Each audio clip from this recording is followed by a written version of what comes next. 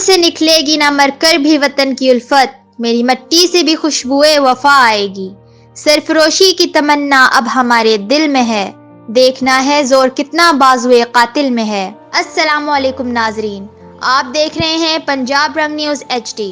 ناظرین، آج ہم بات کریں گے 6 ستمبر 1965 کی جنگ کے حوالے سے کہ کس طرح ہمارے شاہینوں نے دشمن ملک کے دانت کھٹے کر دیے تھے، اور ہماری فوج نے جو قربانیاں دی تھی ان کی بہادری اور شجاعت پر آج بات کرتے ہیں۔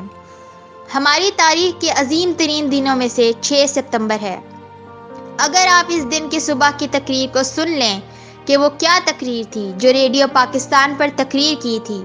ایوب خان نے کہا تھا کہ لا الہ الا اللہ کے ماننے والوں پر ہندوستان نے حملہ کر دیا ہے۔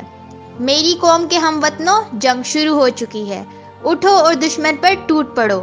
ہندوستان نے 6 ستمبر کی صبح فجر سے کچھ پہلے لاہور شہر پر حملہ کیا، اور ان کے جرنیل نے بڑک ماری تھی کہ ہم 11 بجے تک لاہور جم خانہ میں بیٹھ کر شراب پئیں گے اور اپنی محفل سے جائیں گے۔ دشمن ہم سے 5 گنا بڑا تھا، جس میں ایک حملے میں 500 ٹینک استعمال کیے گئے۔ جب لاہور اور سیالکوٹ حملہ ہوا، یہ دونوں ہمارے سرحدی شہر ہیں۔ آپ کو ایک واقعہ بتاتے ہیں کہ ہم 6 ستمبر 1965 کو اتنے جذبے سے کیوں یاد کرتے ہیں کہ ایئر چیف نے ایوب خان صاحب کی دلیری اور جرأت دیکھ کر لیڈنگ آف فرنٹ آنے کا کہا۔ پاکستان کی فوج دنیا کی واحد فوج ہے جس میں آفیسر کیجویلٹی ریٹ سب سے زیادہ ہے، اس لیے کہ ہمارے آفیسر آگے بڑھ کر لیڈ کرتے ہیں۔ پاکستان نیوی کے پاس ایک سمرین تھی جس کا نام غازی تھا۔ اس سمرین نے سمندر کے اندر دشمن کا ناکہ بند کیا ہوا تھا، جس کی وجہ سے انڈیا میں اتنی ہمت نہیں تھی کہ سمندر کے اندر ہماری حدود کراس کر سکتا۔ جب سیالکوٹ میں جنگ شروع ہوئی تو ایک سیکٹر میں توپوں کی ضرورت پڑی۔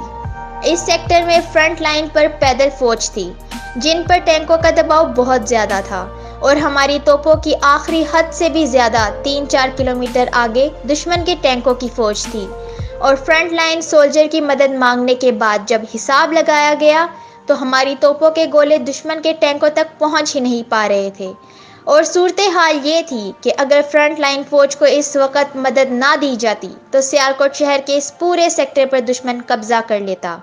جب کسی توپ سے گولہ فائر کیا جاتا ہے تو وہ اپنی آخری حد تک پہنچنے میں 2 سے 3 منٹ لیتا ہے۔